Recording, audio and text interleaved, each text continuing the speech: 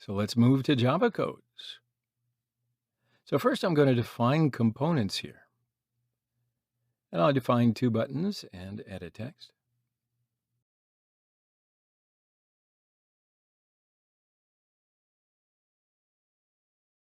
Delete return and create an object from the view class inside the onCreate method.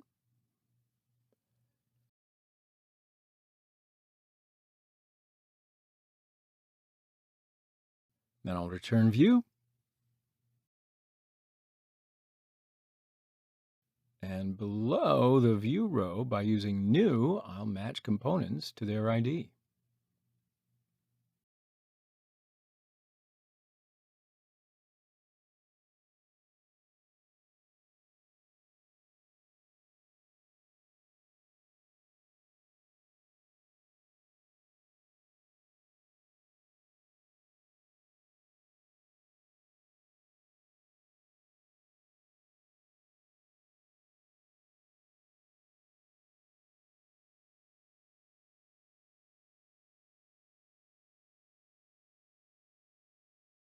So I will add a click listener to the OK and cancel buttons.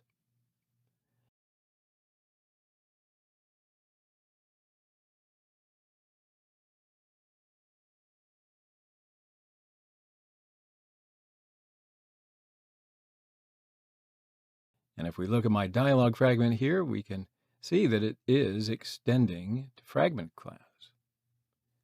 But you know what? I want it to extend to dialog fragment class, not fragment class. So that this fragment then will become a dialog fragment. Okay, so now we can deal with the click listeners of the buttons. So when the user clicks the cancel button, I want that fragment to close. So I'll just write in here, get dialog.dismiss. And that way, when the user clicks the OK button, I've got to get that data that the user's just entered and assign it to a string. So I'll write string user enter equals enter.getText.toString.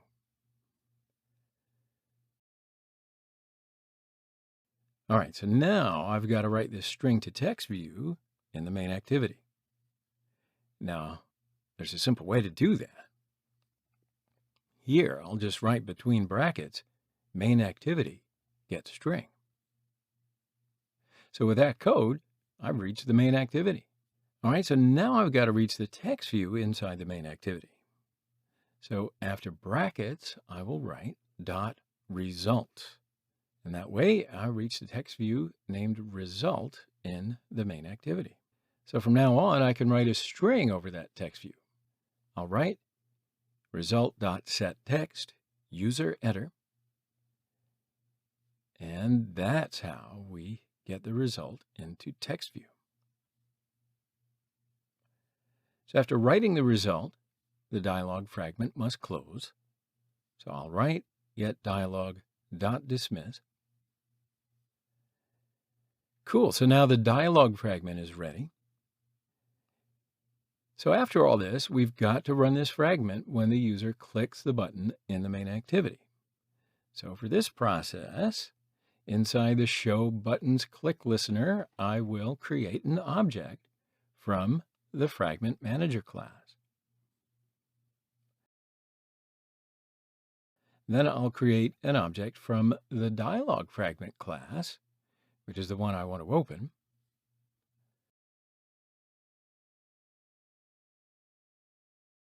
And then I'll write my dialog fragment.show. Now that method will run fragment, but it's got to have two parameters. First one is the name of the object that we created from the fragment manager class. And the second one is a tag. With this tag, this method will recognize which fragment will open. You got it? So we do need a tag. So that means we've got to write a tag value.